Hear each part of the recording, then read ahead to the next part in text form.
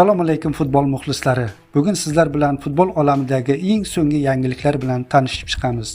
Agar kanalimizga obuna bo'lmagan bo'lsangiz, obuna bo'ling va ushbu videoga kanalimiz rivoji uchun like bosishni unutmang.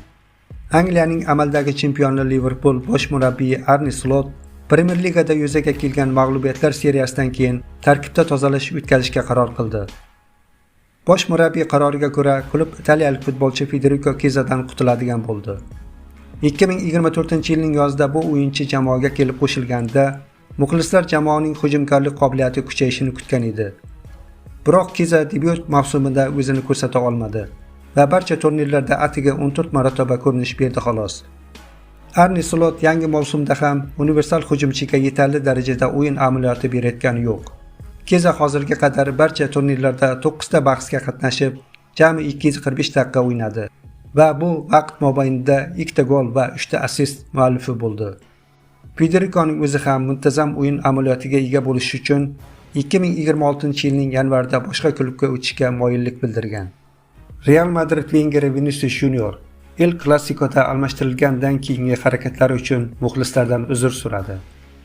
Bugun barcha madridliklardan El Clasico'dagi almashtirishimga nisbatan ko'rsatgan xatti-harakatlarim uchun uzr so'ramoqchiman.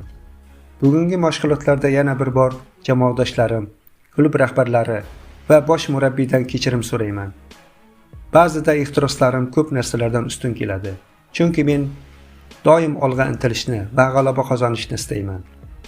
Qirollik klubi uchun har soniyada kurashda davom etishga va'da beraman. Buni klubga kelgan ilk kunimdan boshlab bajarib kelmoqdaman, dedi braziliyalik futbolchi.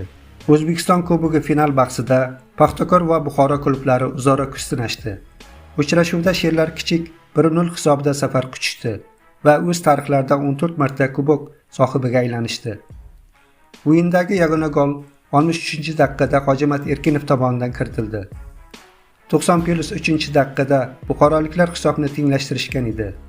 Biroq hakam VARni ko'rib chiqqach, ofsayd qayd etdi va golni bekor qilindi. Shu tufayli futbolchilar maydonda o'zaro janjallashib ketishdi.